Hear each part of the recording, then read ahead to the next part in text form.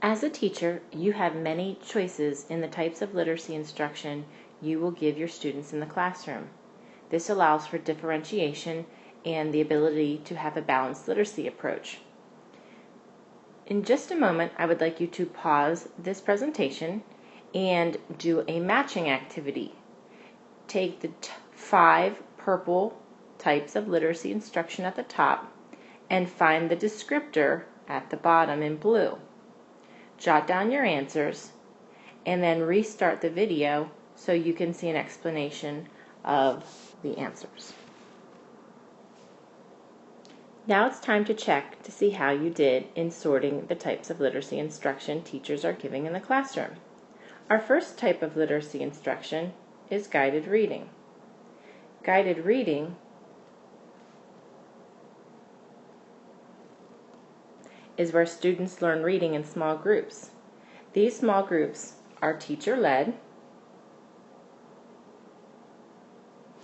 and we see that the groups are put together with children that have similar ability levels and or similar learning needs. And all of this would be determined by the assessments given throughout the school year, and these groups are flexible, which means they change throughout the year, even week to week.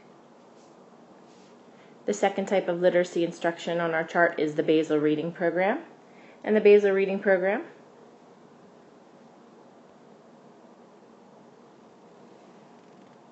is a textbook reading program.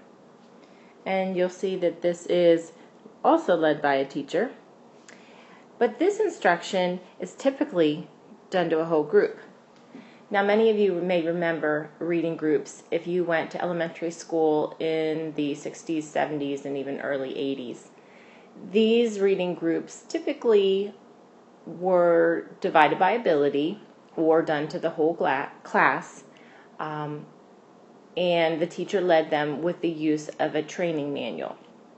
I remember being a little girl and seeing the teacher walk around the classroom holding her teaching manual, thinking, I want to be a teacher so I can have a teaching manual.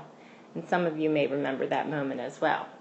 Those are the Basal reading program, although Basals are now literature based, and we'll cover that later on in our instruction over the course of the semester. The third type of literacy instruction is the literature focus unit.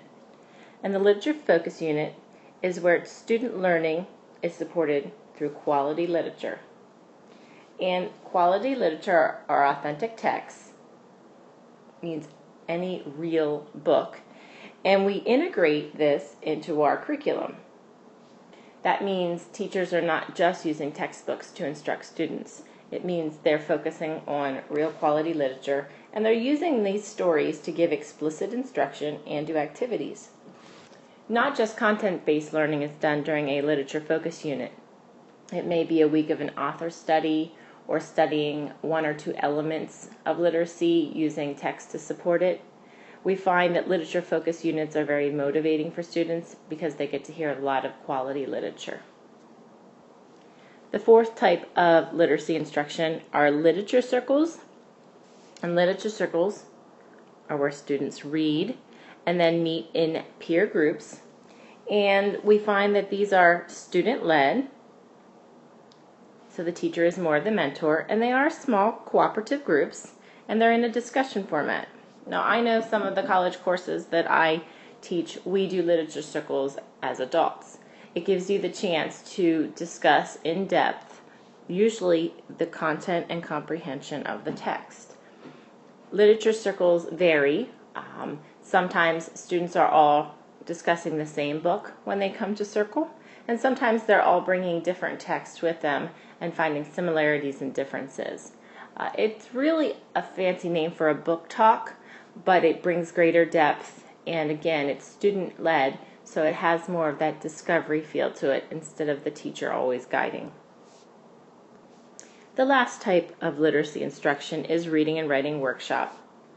Reading and writing workshop are actually 2 separate times of the day, and they are where students are working primarily individually, and they're doing authentic reading and writing activities. That means they're doing things that we do in the real world. so they're writing and they're reading for a variety of purposes. We also see during this time that conferencing is going on, and conferences are really important for our teachers to get to know what is going on in our learners' heads. Sometimes our conferences are also peer conferences, so students are discussing their progress with their peers. This gives teachers also a time to do observation and take anecdotal notes of what they're seeing to keep driving their instruction. Sometimes during reading and writing workshop, there are mini lessons for the whole group or for a small group that allow a teacher to just give a tad of instruction during a primarily practice time. So those are the 5 types of literacy instruction. And again, they're just a handful of the kinds of activities and structure that a teacher may choose in her classroom or his classroom. And this will give you a nice background.